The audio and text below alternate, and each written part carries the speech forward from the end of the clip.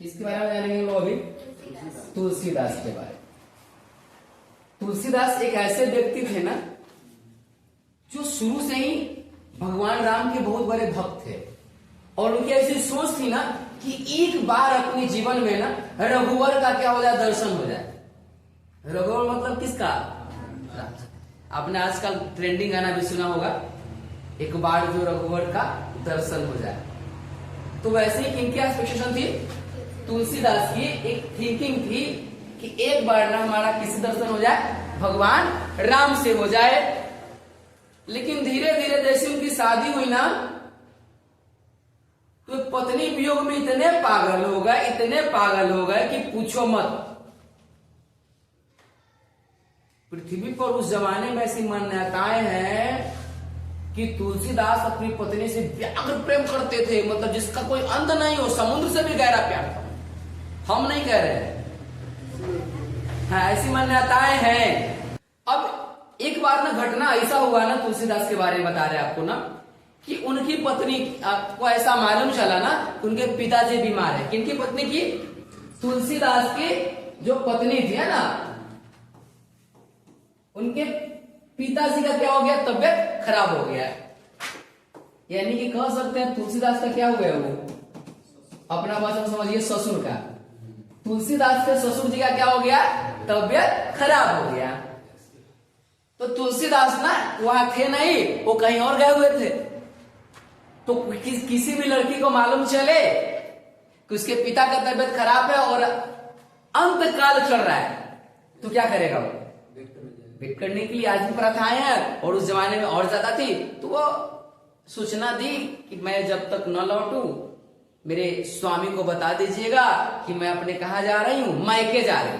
मायके मतलब अपने घर जा रही हूं, मेरे पिताजी का तबियत खराब है। जब तुलसीदास लौट करके आए तो मालूम चला कि उनकी पत्नी मायके चली गई है।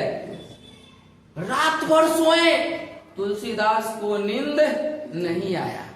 वो जहां देखते थे वहां कौन नजर आती थी? उनकी पत्नी नजर आती थी। इतना गहरा प्रेम है ना जी। लड़की का नाम था रत्नावली। कौन बोली? रत्नावली। मतलब वो आईना में खड़ा होते थे तो लगता है सामने रत्नावली खड़ी है। किस चीज को खड़े देखते थे लगता था रत्नावली है। सुबह उठे तो मालूम चला कि सामने रत्नावली खड़ी है ना जी। पीछे घूम करके देखे तो मालूम चला रत्नावली बाल बना रही है। पास में जाते थे तो रत्नावली गायब। रत्नावली कहाँ गई थी? मायके। अपने मायके गई थी। और तुलसीदास प्रेम में क्या हो चुके थे? अब इतना प्रेम उनसे बर्दाश्त नहीं हुआ। प्लान बनाए कि आज मैं कहा जाऊंगा, रत्नावली से मिलने जाऊंगा, चाहे जो हो जाए। जैसे ये प्लान बनाए ना, इतना आंधी तूफान आया, इतना आंधी तूफान बरसाया कि एकदम पानी का चकाचक लग गया।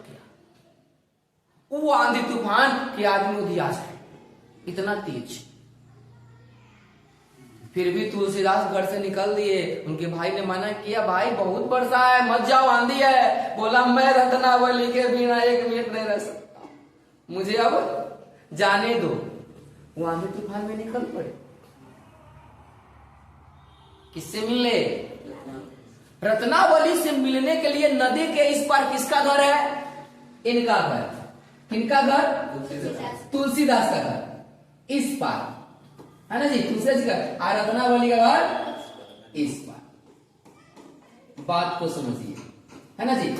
इस पार रत्नावली का घर और उस पार तुलसीदास का घर। वो मिलने चले तो उसमें पानी बहुत भर गया, वर्षा हो रहा था। नदी में चल पड़े तो उधर से एक वस्तु दही हुई आ रही थी। वस्तु नहीं थी, दरअसल लाश था। ये लाशे के पकड़ लिए। हालांकि प्रेम में इतने प्यार थे कि इनको मालूम नहीं चला कि लाश है। आदमी के लाश को पकड़ करके, अब लाश चूंकि वो क्या हो जाता है, बहता है। उस सहारे कहां आ गए? उस पार से नेक्स्ट पार्ट, जब आए तो शरीर में पूरा कादो माटी लगा हुआ था। रत्नावली को आवाज दी है घर से बाहर, रत्नावली बाहर निकली नहीं, पिताजी की सेवा में लीन थी, रत्नावली बाहर निकली नहीं। अब महल में घुसना था, आगे से जा नहीं सकते थे, तो पीछे से ना रस्सी के सहारे कति पर चढ़े, पेड़ पे चढ़े, और पेड़ के सहारे कहां कूदे, डायरेक्ट दूसरे मंजिल पे जिसमें रत्नावली का घर था, रूम था, ससुराल था, पहली जगह तो मालूम डाल होगा ना, कई बार जाए आए तो रहे होंगे। तो जब वहां कूदे तो रत्नावली चकित हो गई, स्वामी ये क्या हाल बना दिया आपने। बोला रत्नावली तेरे बिना मैं एक मिनट अब नहीं रह सकता था, इसीलिए मैं। बोला महाराज अंदर आए कैसे आप। बोले वहां रस्सी लटका हुआ था, उसी के सहारे मैंने चढ़ा और यहाँ कूदा। रत्नावली देखने गई, जिस रस्सी के सहारे वो अंदर कूदे थे वो रस्सी नहीं था, मरा हुआ सांप। इस रस्सी के सहारे कौन कूदे, तुलसीदास रूम में कूदे रत्नावली की। एक्चुअली में रस्सी नहीं थी, मरी हुई सांप थी। प्यार में आदमी इतना पागल था, वो इतना पागल था रत्नावली में कि उसको न तो लाश दिखा, नहीं मरा हुआ सांप दिखा। इतना ज्यादा है ना जी। इसलिए बताया है कि उस जमाने में ऐसा माना जाता है कि वह तुलसीदास से प्यार से ज्यादा करने वाला कोई हुआ ही नहीं था। लैला क्या और मजनू उससे कमजोर छोटने थे अपने तुलसी। अब जैसे ही रत्नावली को ना इस चीज का आभास हुआ कि स्वामी जी सारा कुछ छोड़ के मेरे पीछे आए, तो उन्होंने ऐसी माना जाता है उनके पास पावर थी, उनके शरीर की अपनी ठठरी दिखा दी है ना जी, और उनको ज्ञात करवाया कि महाराज मैं एक स्त्री हूं, मैं एक बस स्त्री हूं, आपका असली मार्ग तो कहीं और है। और जैसे शरीर की उन्होंने ठठरी देखी और उस दिन से पत्नी को एक टाइम त्याग कर दिया। किसने? और वापस बोलिए है ना जी, और भगवान की भक्ति करने लगे। भगवान की जब भक्ति करने लगे तो ऐसी मान्यताएं हैं कि तुलसीदास जब लोगों को ना रामायण कथा सुनाया करते थे, राम जी के बारे में बताया करते थे ना, तो हनुमान जी उसको सुनने आया करते थे, ऐसी मान्यता है। लेकिन तुलसीदास को मालूम नहीं था कि मेरी कथा को सुनने कौन आता है, हनुमान जी भी आते हैं। अब ना वो पूरा बेचैन थे कि अब लगता है कि राम जी से उनका इस जन्म में क्या नहीं होगा, मिलन नहीं होगा, भेंट नहीं होगा तुलसीदास का। लिखित है, आपके बुक में पढ़ना भी है, भेंट नहीं होगा, आपको जानकर हैरानी होगी। तब जाकर के उन्होंने, एक आदमी था वो बहुत दिनों से पत्थरों में तब्दील था, उसका संहार किया और उसने बोला कि आप तो मुझे पत्थर से निकाले हैं, बदले में आपकी मैं क्या मदद कर सकता हूँ। बोला मुझे मदद जो, महाराज कुछ तो बोलिए मैं क्या मदद कर सकता हूँ। बोला मुझे राम जी से मिलना, मदद करवाओ। बोला ये तो संभव नहीं है, लेकिन एक चीज संभव है। क्या आपको मालूम है कि आप जो कथा सुनाते हैं उसमें एक बूढ़ा व्यक्ति भी प्रतिदिन आता है, वो और कोई नहीं, कौन है? प्रभु हनुमान खुद आते हैं। और बेटी टाइम तार तार होके रोए कौन? तुलसीदास। कि मेरे कथा में हनुमान जी रोज आते हैं और मैं पहचाना ही नहीं, तो रोएगा नहीं इंसान। वो कथा सुनाते गए, लोगों को समझाते गए। बाद में तो लगे हनुमान जी भी रोज आया करते थे। बोला पहचानेंगे कैसे? तो बोला कि सबसे पहले आता है और सबसे बाद में जाता है। बूढ़ा व्यक्ति बोला ठीक है। अब तुलसीदास एकदम फिराक में आई तो वो ना है कि नहीं, इसके इंतजार में आंखें एकदम नम किए कथा की। अच्छा उस दिन 1 घंटा पहले से तैयार किए हुए थे, एकदम शेड्यूल था 6 बजे का, 5 बजे से काम शुरू कर दिया।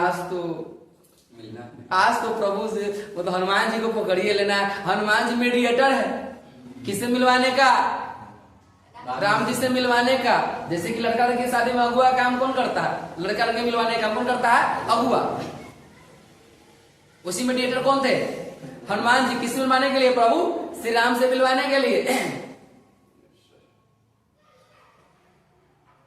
अब जैसे ये उठे तो समझ गए कि अच्छा हनुमान जी है, आए, है ना जी। बोल डायरेक्ट तो बोल नहीं सकते थे, तो कथा आरंभ करी इन्होंने। पूरा ध्यान किस पे है? उबराऊ पे। बात बाकी पब्लिक किधर जाए, बाकी गुरु छूटना नहीं चाहिए। ये उठे तो सोचे कि मिलेंगे कैसे, तो बोले आज मैं खुद प्रसाद बांटूंगा, मेरी इच्छा है। वो लगे प्रसाद बांटने, तो लोग से पहले ही आ गए उनके पास। सोच रहे उनके पास जाने का, तब तक उनका जो चिल्ला चपाटी था प्रसाद बांटने लगा। हनुमान जी प्रसाद ले गया, निकल पड़े। तो बांटे बांटे तो हनुमान जी लापता है। जैसे ये देखे हनुमान जी लापता है, फिर तार तार होके रोने लगे। खिल्ला, अब कल से वो आएगा कि नहीं आएगा?